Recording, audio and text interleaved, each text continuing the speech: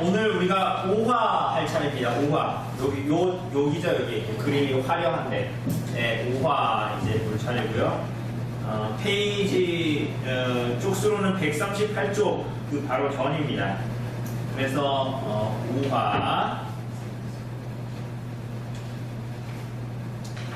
우리가 지난주에는, 우리가, 이 4화 거의 이제 마무리, 그런 부분들을, 봤습니다. 그래서 찰스 1세 얘기를 하고 있는데요.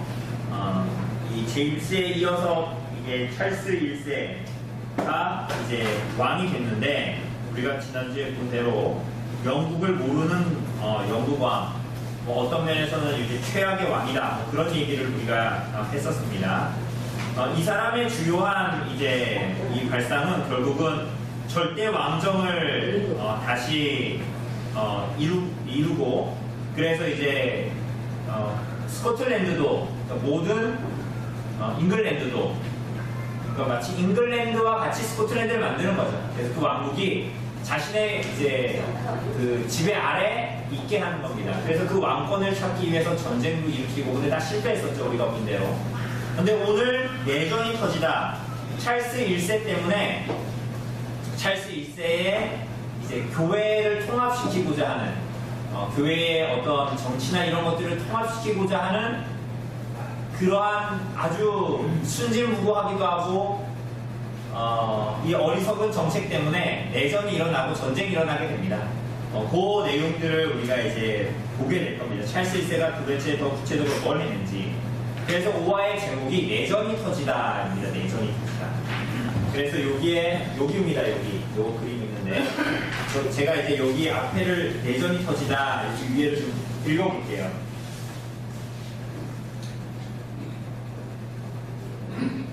여러분이 찰스 1세 볼 때 우리가 좀 이상한 사람이다라고 볼 수 있지만, 역사의 기록상에 남은 걸 보면 찰스 1세는 굉장히 연민하고, 굉장히 성품도 그 아버지보다 훨씬 낫고, 이런 사람으로 기록되어져 있어요.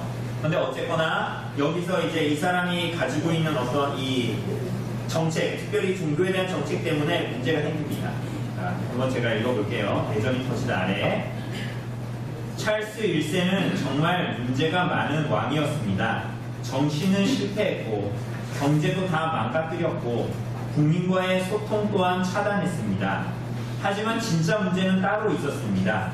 그것은 다름 아닌 찰스 1세의 종교 정책이었습니다. 찰스 1세가 자기만의 독특한 종교 정책을 추진하기 시작하면서 상황은 급속도로 나빠졌습니다. 국왕의 새로운 종교 정책은 개신교 국가의 백성들에 대한 최소한의 인식과 배려조차 없는 것이었습니다. 더 이상 아무도 참으려 하지 않았고, 누구도 참을 수 없었습니다. 전쟁을 원한 사람은 아무도 없었지만 전쟁은 이미 그렇게 일어나고 있었습니다. 이렇게 얘기합니다. 영국의 성금회와 스코틀랜드의 이 개혁된 장로교회를 이제 이 사람이 한마디로 잉글랜드 쪽으로 통합을 시키려고 했단 말이에요. 그런데 이 방법이, 물론 그 시도 자체는 이미 잘못된 거지만 방법조차도 잘못됐어요. 어떻게 했냐면 한마디로 138조 주목 우격다짐으로 한 거죠. 그러니까 스코틀랜드 의회가 있고 교회의 총회들이 있는데 전혀 어떤 의견의 교환이나 어떤 그런 거 전혀 없이 그냥 우격다짐으로 그렇게 해버렸던 거예요. 그러니 스코틀랜드 입장에서는 이제 이것을 받아들일 수가 없고, 이미 심화되고 골이 깊었던 갈등이 터져버리는 겁니다. 굶었던 것이. 자, 138쪽에 보면 앞 단원에서 국정 지도자로서의 찰스 1세가 얼마나 무능했는지, 그리고 그로 인하여 국민과의 사이가 어떻게 멀어졌는지를 살펴봤습니다. 지난주에. 그러나 그게 전부가 아닙니다. 오히려 지금부터가 시작입니다. 자, 이렇게 나옵니다. 138쪽. 네, 이거 한번 소집사님 한번 읽어주시네요. 찰스 1세가 원했던 이상적인 교회, 이상한 교회. 찰스 1세인 인생 최대의 실수는 무엇보다도 그의 시대착오적인 종교 정책이었습니다. 이 사람이 원했던 것은 아주 독특합니다. 선왕 제임스 1세는 장로파가 싫었고 로마 카톨릭도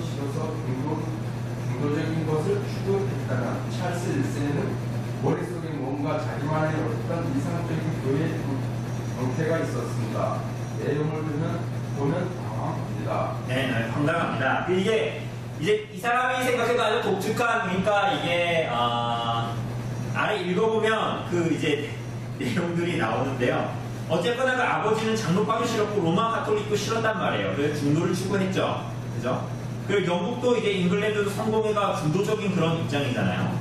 근데 찰스 1세는 이제 사실은 카톨릭으로 회귀하고자 하는 그런 것도 있고 하여튼 여러 가지가 섞여 있습니다. 한번 여기 읽어볼까요? 예, 이어서. 찰스 1세는 예배당 동쪽 끝에 재단을 만들라는 명령을 내립니다.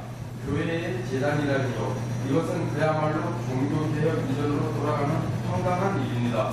왜 하필 동쪽 끝인지는 뒤에서 설명하겠습니다. 자, 첫 번째는 뭐래요? 예배당 동쪽 끝에 뭘 만들라고요? 재단을 만들래요. 그런데 이제 보면 왜 예배당 동쪽이냐 이따가 나오지만 그 동쪽이 예루살렘을 향하고 있는 거예요. 그 여기서 동쪽이라는 것이. 그러니 이게 약간 미신적인 거거든요. 그래가지고 예루살렘은 뭐다? 성지다. 이런 생각을 가지고 약간 미신적이죠. 그래서 이제 동양으로 만들어라 이렇게 했던 겁니다. 예, 두 번째입니다. 화채설 분위기를 내는 성찬식 이것 역시 마찬가지입니다. 떡을 높이 들고 기도하게 했고 주교들이 입에서 직접 넣어주기도 했습니다. 이것은 사제주의 당시 성찬 예식을 그대로 보여줍니다. 종교개혁자들이 그토록 경계하던 바로 그 모습 아닙니다. 예, 종교개혁은 결국은 중세교회의 잘못된 교리로부터의 개혁이었는데 지금 화채설, 우리 오늘 성찬했잖아요. 우리 뭐예요? 영적인 임재설입니다. 영적 임재. 영적 임재는 뭡니까? 이 사람들은 뭐예요? 떡을 떼어서 그 사람의 입에 넣는 순간 이 떡은 그 본질이 그리스도의 살로 변하는 거예요. 그래서 그리스도의 살과 피를 정말 먹고 마시는 게 되겠죠. 근데 우리는 뭡니까? 이 떡과 우리는 상징도 아닙니다. 만약에 그냥 상징일 뿐이면 제사하고 똑같은 거예요. 제사도 그냥 기념하는 거잖아요. 그죠? 기리는 거죠. 근데 우리는 영적인 임재예요. 뭐예요? 정말 그리스도의 살과 피를 우리들이 영적으로 먹고 마시게 한다. 누가? 성령께서. 그래서 우리들의 믿음이 어떻게 한다? 자라가게 하고 힘을 얻게 하고 이러는 거예요. 맞습니까? 그 영적인 임재는 가짜라는 게 아니에요. 영적이라는 건 진짜라는 거거든요. 네. 영적인 임재, 정말 우리들이 영적으로 먹고 마시는 거예요. 그리스도의 살과 피로. 그래서 그리스도의 살과 피가 우리들에게 진짜 효력으로 나타나요. 어떻게? 우리가 했잖아요. 떡을 뗐잖아요. 그리스도의 살을 우리 위해서 십자가에서 찢으셨잖아요. 우리를 위한 거였잖아요. 우리 그걸 보는 거예요. 그래서 우리 그걸 먹죠. 그래서 우리들이 먹은 떡이 우리들의 입에서 예수님의 살로 변하진 않지만 그리스도께서 우리를 위해 죽으셨다는 것을 우리가 알고 그것을 먹음으로 말미암아 성령께서 우리 안에 어떻게 하시는 거예요? 우리에게 그걸 깨닫게 하시는 거예요. 그리스도의 그 구속의 사역을. 그래서 그 구속의 혈력이 우리에게 나타나요. 어떻게? 정말 예수님이 나에게 죽으셨구나 하는 믿음이 더 자라고 성장하게 되는 거죠. 포도주도 마찬가지고요. 근데 이 사람들은 어떻게 되는 거예요? 옛날로 돌아가는 겁니다. 왜 떡을 높이 들었을까요? 왜 높이 들고 기도했을까요? 저는 이렇게 쪼개져. 살짝 들고 쪼개져. 이건 그리스도께서 우리를 위해 몸을 찢으셨다는 표시죠. 그죠? 근데 이 사람들이 높이 들었을까요? 높이 드는 이유가 뭘까요? 높이 드는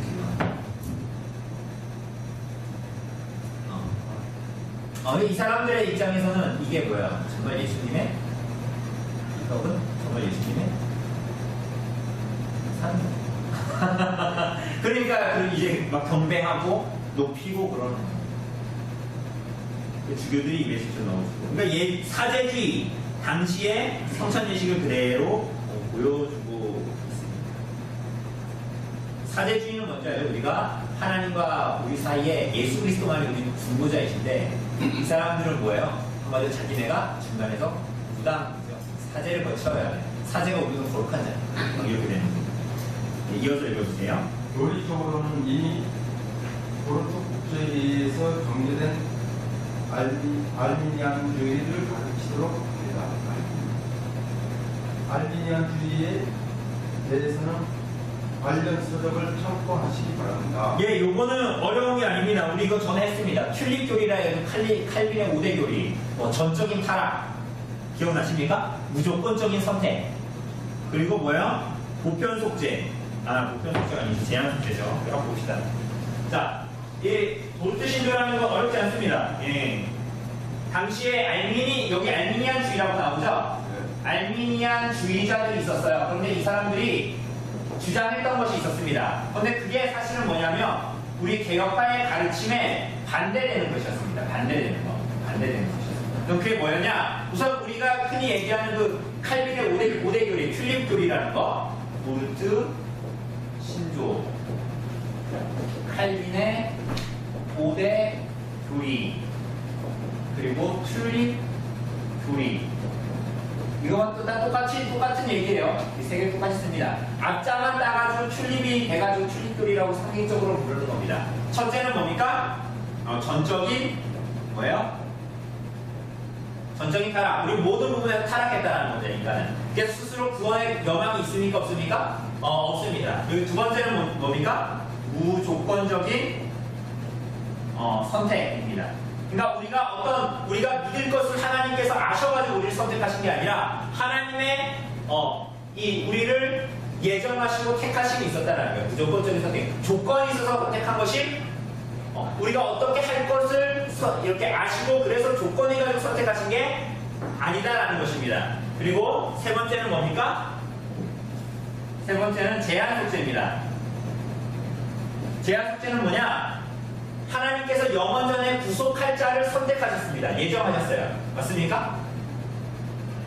하나님의 기쁘신 뜻대로 우리가 그 뜻이 뭔지는 몰라요. 왜 우리를 선택했는지. 그거 그냥 성경이 뭐라고 얘기하고 있냐면 하나님의 기쁘신 뜻대로라고 얘기합니다. 그러니까 우리들이 받은 것은 은혜죠. 그래서 하나님의 기쁘신 뜻대로 영원 전에 2017년에 여러분을 선택한 게 아니라 2008년에 여러분을 선택한 게 아니라 영원 전에 하나님께서 우리들을 구원하시기로 선택하셨어요. 그죠? 그리고 그 선택이 안 된 사람도 있을까요? 없을까요? 있죠? 그 사람은 뭐라 그래요? 그 유기된 자라고 얘기하죠. 유기된 자. 그러나 이것은 하나님의 무자비함을 나타내는 게 아닙니다. 왜? 모든 인간은 어떻기 때문에? 전적으로 타락했기 때문에 사실은 누구도 구원받을 수가 없어요. 그러니까 나는 구원 안 해줘요? 이렇게 말할 수 있는 사람은 아무도 없어요. 왜? 모두 다 하나님의 죄를 지어서 전적으로 타락했기 때문에 하나님의 정죄를 받아 마땅해. 모두 다 그래요. 여러분과 저 모두 다. 그런데 하나님은 그 가운데 몇몇을 선택하셨다. 이게 뭐예요? 제한 속죄. 그죠? 그래서 몇몇을 유기하기로 결정하셨어요. 하나님께서 이삭의 아들이 누굽니까? 쌍둥이, 아브라함, 이삭의 아들 야곱. 그런데 야곱은 뭐였어요? 야곱만 태어났어요. 리브가 배에서?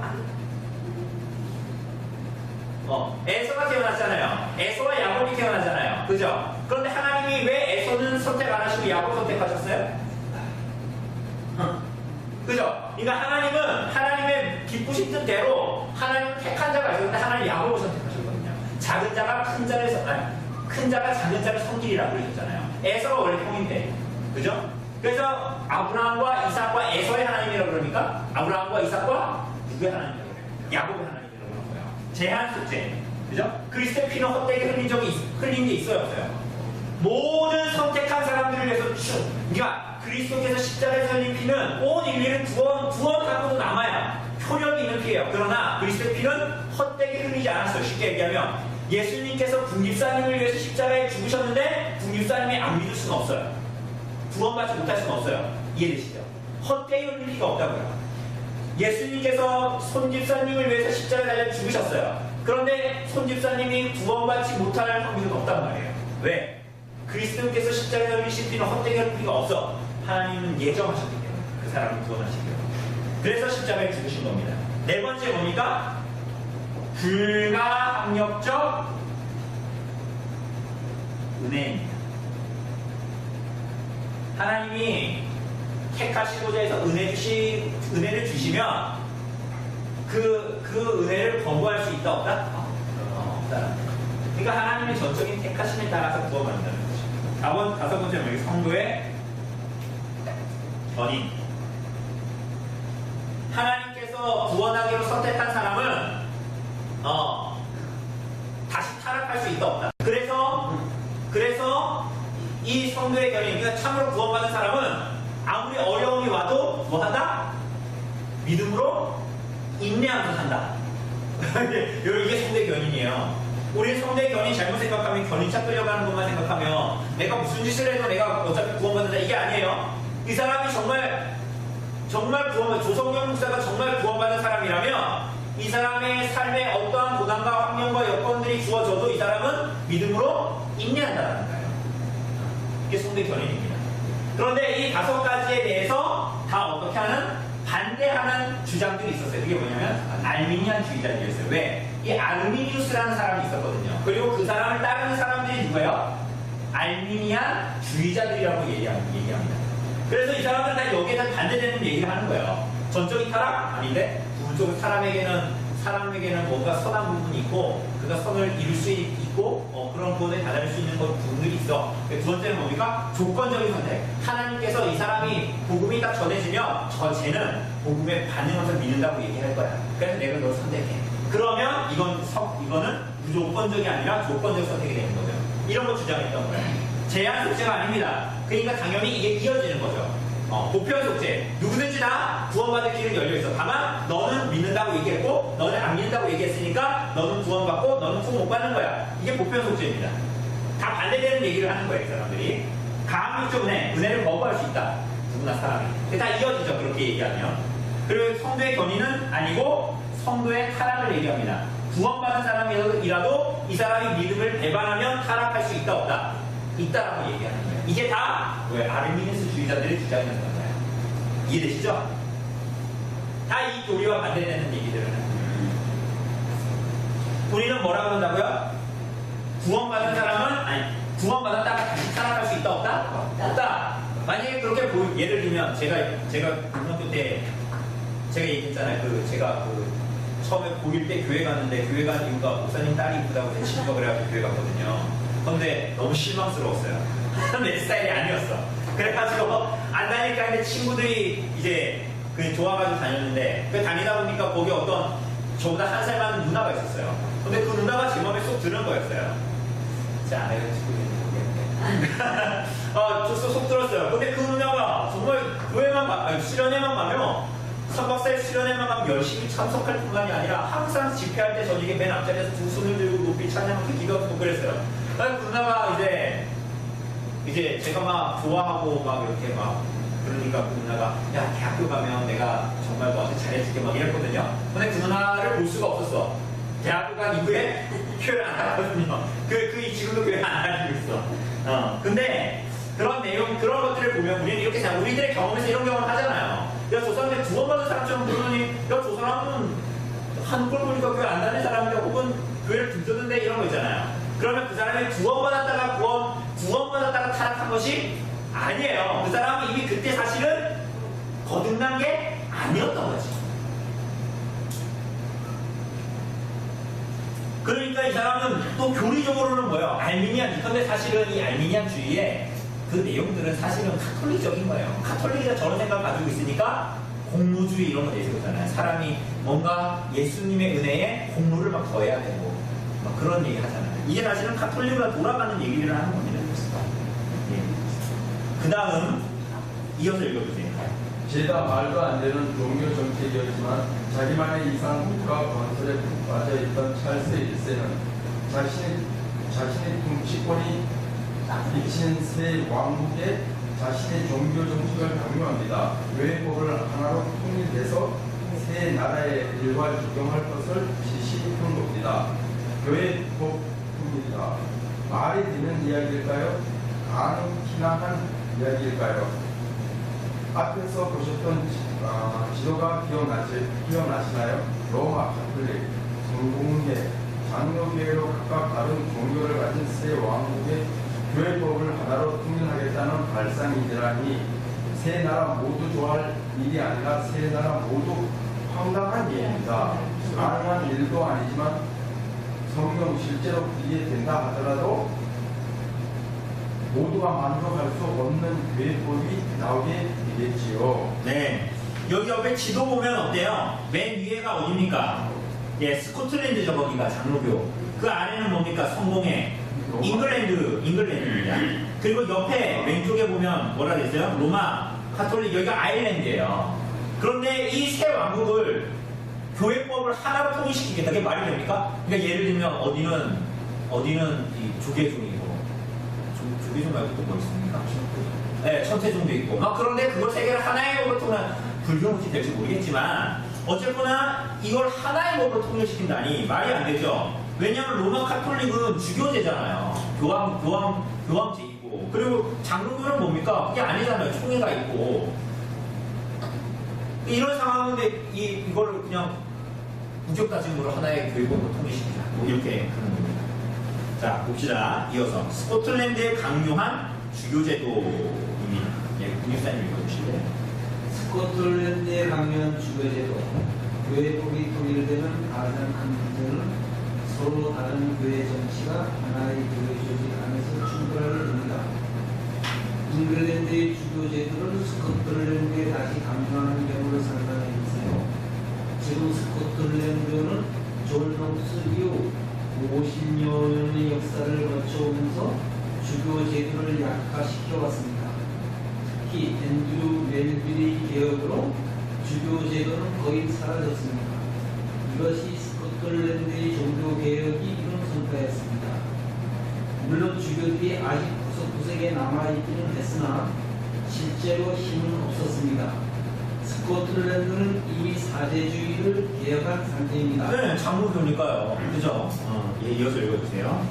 그런데 잉글랜드에만 죽치고 살면서 오매불망 프랑스만 바라보며 스코틀랜드에 큰 관심이 없던 왕이 갑자기 너희는 왜 주교를 대접하느냐? 주교 제도를 속히 똑바로 시행하라.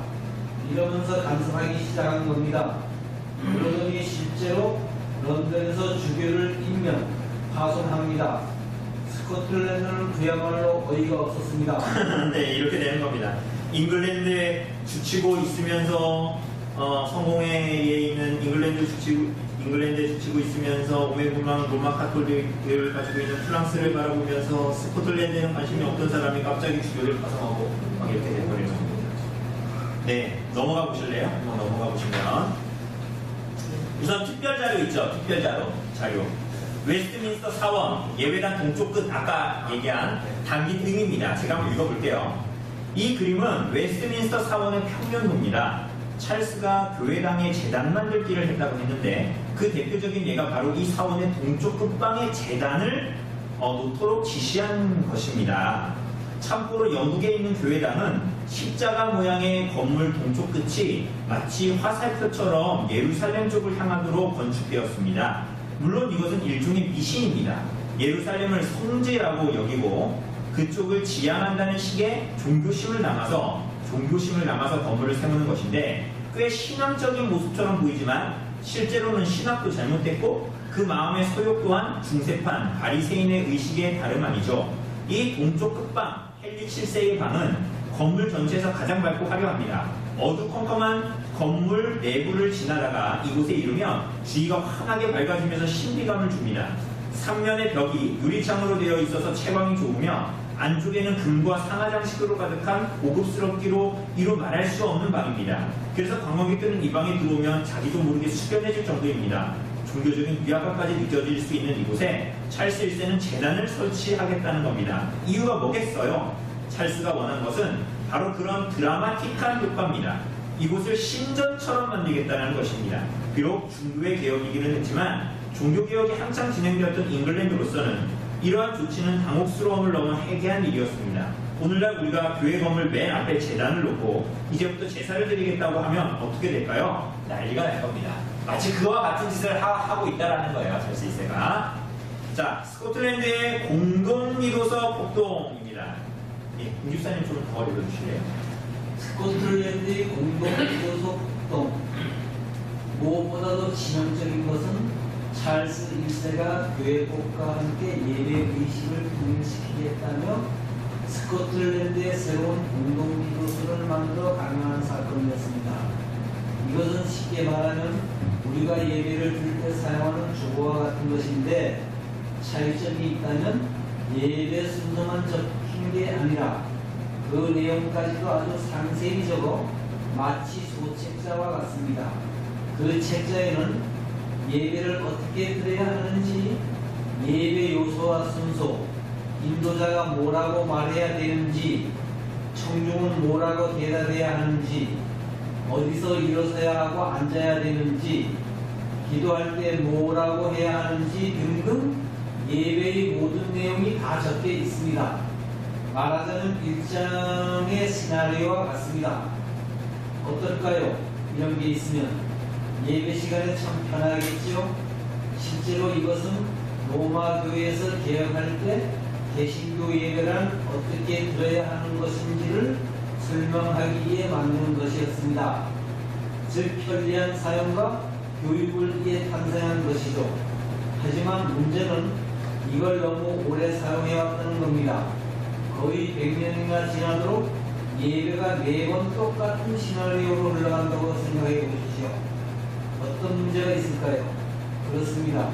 형식적이 되죠. 그래서 종교 계획자들은 이것을 사용해서 예배하는 것을 싫어요를 차였습니다.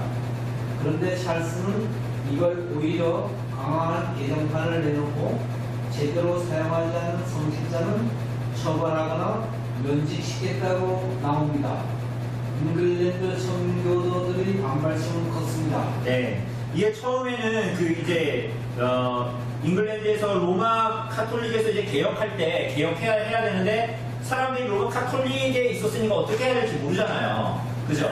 그냥 그것을 잘 가르쳐 주기 위해서 만들어 놓은 거예요. 만들어 놓은 거였는데 이것을 이제 가지고 스코틀랜드로 가지고 와서 이제 사용하는 겁니다. 근데 아까도 얘기했다시피 의회나 스코틀랜드 교회 총회하고 상의한 내용은 전혀 아니었던 거예요.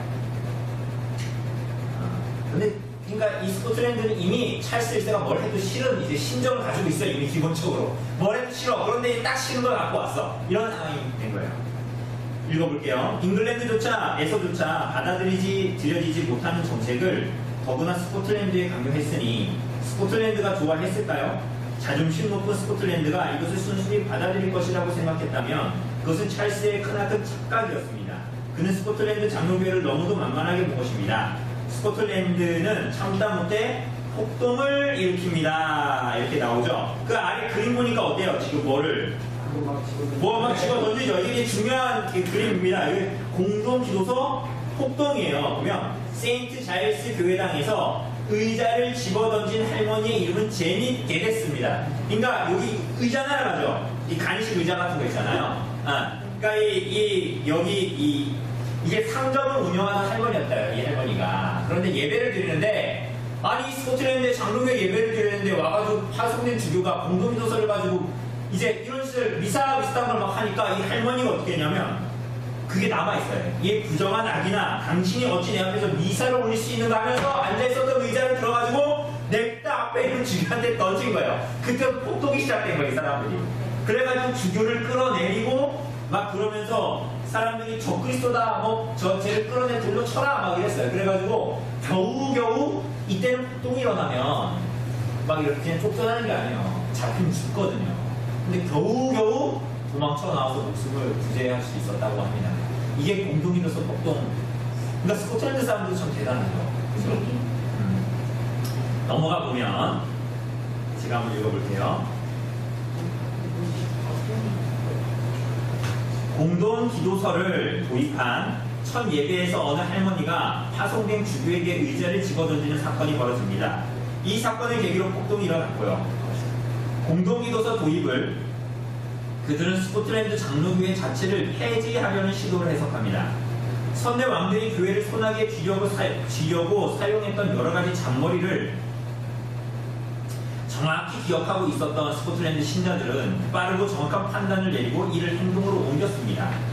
이어서 공동기도서의 핵심 문제와 부작용을 간파한 젊은 종교개혁자 조지 길레스피는 스코틀랜드 교회가 강요당, 잉글랜드의 교황주의식 예식에 대한 항의서라는 책을 써서 신속하게 출판합니다. 스코틀랜드 신자들이 공동기도서를 한뜻으로 반대한 데는 이 책의 역할이 있었습니다. 이 책에 대해서는 10화에서 좀 더 다루겠습니다. 예, 급격히 번져간 제2 종교개혁. 손집사님 한번 읽어주세요. 공동기도서 교통사건은 마치 자잘한 사자의 뿔을 건드린 것처럼 속도로 확대됩니다. 스코틀랜드 장로교회는 단결했고 아주 독특한 일을 행합니다. 온 나라가 하나님 앞에 언약을 한 것입니다. 우리가 믿는 신앙은 무엇이며 잘못된 신앙의 강요에는 어떻게 맞서겠다는 내용을 적은 문서를 해람하고 그 앞에서 그 내용을 자신의 고백으로 받아들이는 언약을 하는 것입니다. 그리고 그걸 전국적으로 확대한 것입니다. 이 사람들 대단하죠. 스코틀랜드 사람들이 뭐 했냐면 국민 언약을 했어요. 여러분 이런 국민적으로 하나님 앞에 언약하는 거는 언제가 있었어요? 언제 이런 적이 있었습니까? 국민이 온 백성이 다 하나님과 언약한다. 이런 사람은 누구밖에 없어요? 성경에 이스라엘 백성들밖에 없잖아요. 그죠? 이스라엘 백성들이 하나님과 언약을 맺었는데 이 전체로 다 언약을 맺었잖아요. 근데 스코틀랜드가 그렇게 했어요. 그래서 이름을 뭐라 그랬냐면 국민 언약이라고 했어요. 그래서 뭘 했냐면 개신교 신앙을 공언하고 로마 카톨릭의 의식 교리를 버린다. 그래서 이 계약의 목적을 위해서는 이 하나님과 맺은 국민 언약을 위해서는 나의 생명과 재산까지도 바치겠다. 그리고 그 원인은 뭐냐? 왕이 우리들의 신앙의 문제를 강요하고 자유와 권리를 박탈한다. 우리들의 하나님 올바르게 믿을 수 있는 그런 것들을 박탈한다. 이런 거였습니다. 그래서 온 나라가 백성이 국민들이 하나님 앞에 언약을 한 겁니다. 그 아래에 이어서 읽어주세요. 워낙 낯선 행동이라서 이것을 말로만 적으면 감이 오지 않지만 실제로 스코틀랜드를 박물관에 가보면 이 역사를 소개하고 관련 물품을 전시하는 곳까지 있을 정도로 스코틀랜드 종교 역사에 있어서 매우 중요한 사건입니다. 왼쪽 사진이 국민 언약을 최초로 설명했던 그레이프라이어 교회당입니다. 3,000명 이상의 사람들이 이곳에서 서명을 했고 그 사고를 전국에 돌려서 전 국민의 20%가 서명을 했다고 합니다. 사실 전 국민이 한마음으로 언약에 서명한다는 일은 아무리 당시 교회가 국가교회라 하더라도 실현되기 어려운 일 아니겠어요?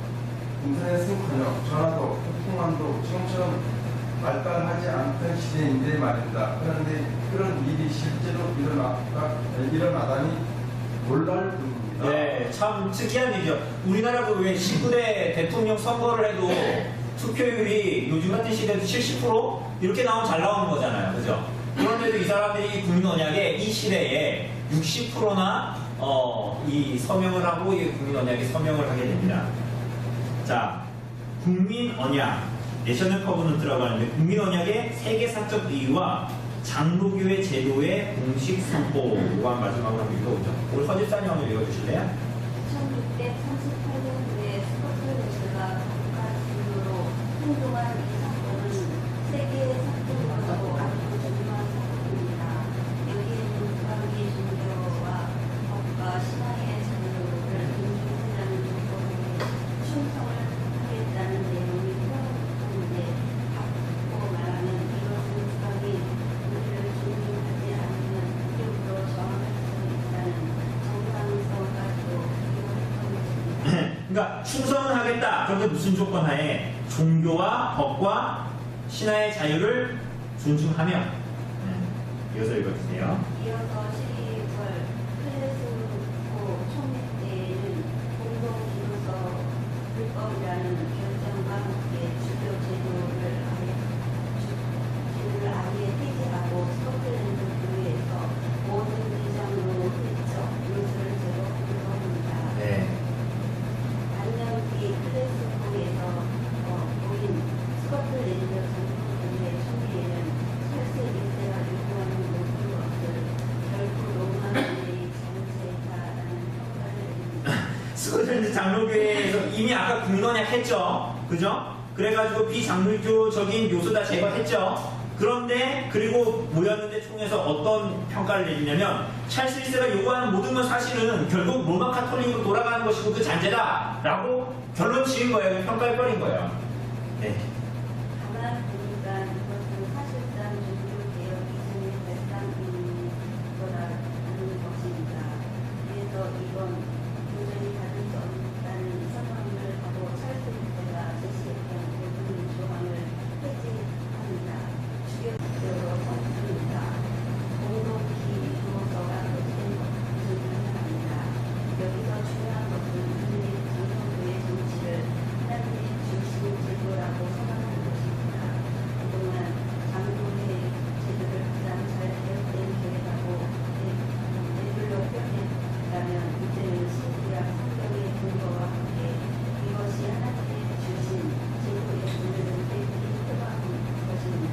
여기 중요한 얘기를 하죠. 뭐라 그럽니까? 장로교의 정치를 이 사람들이 뭐라고 얘기했다고요? 하나님이 주신 제도라는 거예요. 자, 이 세상에는 감독제도 있고 로마 카톨릭의 어떤 정치도 있고 그런 것들 중에서 우리가 장로교야 이렇게 얘기하는 것이 아니라 이 사람들 사실은 뭐라고 얘기한 거예요? 성경에서 가장 하나님께서 신구약의 근거와 함께 하나님께서 주시고자 한 교회의 제도는 뭐라는 거예요? 장로교의 정치라는 거예요. 장로교의 정치. 그죠? 근데 이 근거는 어디에 있어요? 성경에 있다라는 거예요. 성경에. 그죠? 그거는 지금까지는 가장 잘 개혁된 교회다. 뭐 이런 식으로 표현했다면 하나님께서 주신 제도라고 명백히 표방했습니다. 예, 이어서 읽어주세요.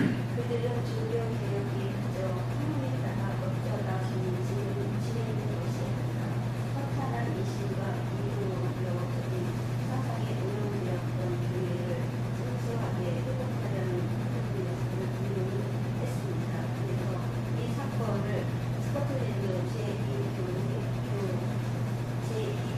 부르습니다. 네, 그래서 이 사건을 스코틀랜드 제2종교개혁이라고 부르기도 합니다. 오염된 교회를 순수하게 회복하려는 흐름이었다 라는 것을 분명히 보게 됩니다. 자, 다음 주에는 146쪽에 있는 우리 1차 주교전쟁 찰스 1세가 가만히 있지 않겠죠? 그런 이제 일들, 스코틀랜드와의 전쟁, 그러면서 이제 무슨 일이 벌어지는가 그 내용들을 보도록 하겠습니다. 찰스 2세가 스코틀랜드 사람들이 대단한 사람들이에요. 전쟁하고 아무튼 재밌습니다. 귀족들도 대단한 사람들이고